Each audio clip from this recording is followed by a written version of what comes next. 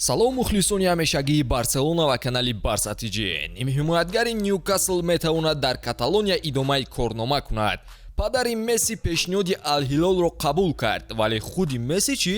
Табобати ҷароҳати балде чӣ қадар вақт мегирифта бошад? Магар уефа барсаро аз лигаи чемпионҳо маҳрум месӯзад? ин ва дигар хабарҳои ҷолиби дастаи барселонаро имрӯз дар навори худ ба шумо пешкаш мекунем. Лутфан ба хотири дастгирии канал лайк зери ин навор гузошта тугмачаи обуна шуданро зер кунед. агар аллакай карда бошед ташаккур. наворро оғоз мекунем.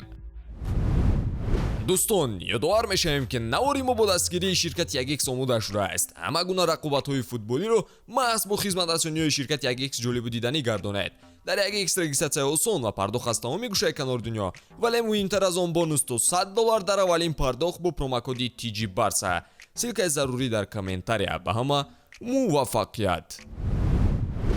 шикори дастаи барселона барои ҷалби нимҳимоятгарони нав оғоз шудааст. пурра сохтани ҳайат бо бозингарони бо таҷриба вазифаи аввалин дараҷаи роҳбарияти бошгоҳ мешавад. аллакай чанд варианти ҷадид дар марҳилаи баррасӣ қарор доранд ва хабарҳои охир нишон дода истодааст ки барселона аз ньюкасл мехоҳад Бруно Гимораешро харидорӣ кунад. ньюкасл баъди солҳои дароз роҳхати лигаи чемпионҳоро ба даст овард ва албатта ки намехоҳад ин бозингари худро раҳо кунад, вале ба ҳамаи ин нигоҳ накарда пешниҳоди барселона барои бисёриҳо ғайричашмдош гашт. каталониҳо барои ҷалби Бруно пешниҳоди 100 миллиона кардаанд. қаблан хабар дода шуда буд ки дастаҳои Ливерпул ва ПСЖ низ ба трансфери Бруно талоши бештар доранд. Гимораеш дар ҳайати Ньюкасл ин мавсим 31 бозӣ дар Премер-лига анҷом дода, 4 гол ва 5 партофти головар ба номаш сабт кардааст. варианти хуб аст барои Барселона, вале маблағи гузариш аз меъёр болотар. шумо ба ин гуфтаҳо розӣ ҳастед ё не?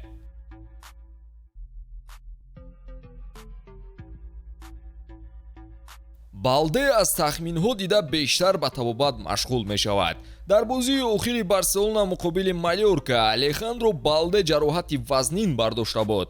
бозингари дастаи рақиб Амата Ндиае қоидавайронкунии дағали муқобили Балде иҷро кард ва бо ҳамин сабаб корти сурх гирифта таркиб бозӣ кард.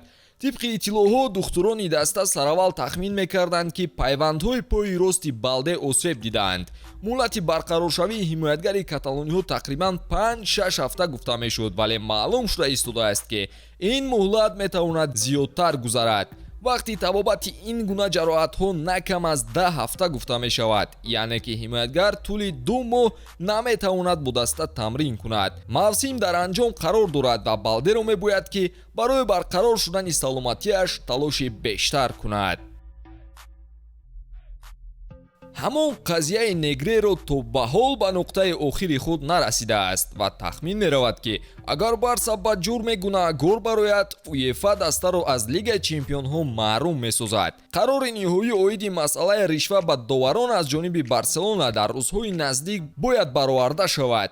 Барса тавонист ки дар рафти тафтишот бегуноҳ будани худро исбот кунад, вале то куҷо ин ба қарори суд таъсир мерасонад, касе намедонад.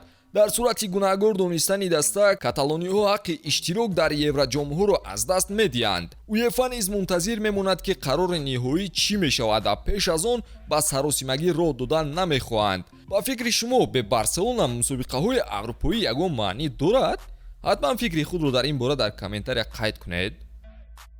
фикр кунед ки марде мехоҳад духтарашро ба нафари сарватманд ба шавҳар диҳад, аммо худи духтар дилбастаи ҷавоне аст ки мушкилии молиявӣ дорад. маҳз ҳамин гуфтаҳо ба ҳолати феълии Лео Месси шабоҳӣ дорад. месси наздик ба он аст ки аз ишқи худ ба хотири пул даст кашад. алҳилоли арабистони саудӣ каму ғам не 1.2 миллиард евро барои 2 сол пешниҳоди ҳамкорӣ ба Месси кардааст ва ин пешниҳодро падари Лео қабул дорад. назди ҳамлагари ПСЖ ду вариант истодааст: бозгашт ба Барса ва қабули пешниҳоди шайхҳои араб. ба назар чунин мерасад ки Месси нуқтаи дуюмро интихоб кардан мехоҳад. бо 600 миллион евро маоши солона Месси метавонад бозингари баландмаоштарин гардад ва падару бародари Лео ҳам баландтарин комиссияҳоро қабул мекунанд. боварӣ дорем хорхе Месси аллакай ин пешниҳодро қабул кардааст, вале Месси умедвор аст ки дар наздиктарин фурсат Барселона чорае барои баргардонидани ӯ меҷӯянд. хайбоке нест. Бигзор 2 сол дар Ал-Ҳилол бозӣ кунад ва баъд бо шутур хобчаи пулҳоро оварда кулли дастаи Барселонаро харидорӣ кунад. Чӣ гуфтед? ман бо Месси ҳамеша дар алоқа ҳастам. Ба Лапорта гуфтам ки омадани Месси бароям чӣ қадар аҳамияти калон дорад. ӯ чун пешин қаҳрамон, лидер ва ташнаи ғалабаҳо аст. шояд ки Лео он зудамалии хешро гум кунад, вале мо дар ҷоми ҷаҳон дидем ки Месси то ҳол метавонад таъсири калон ба бозӣ дошта бошад. Месси метавонад чанд соли дигар дар сатҳи олӣ баромад кунад. Ягон шубҳа надорам, Лео метавонад кӯмак барои мо кунад. охири қисса чӣ мешуда бошад? ояндаи Мессиро дар куҷо мебинед? Дар комментария қайд кунед ва пайгири хабарҳои ҷадид бимонед. хайр.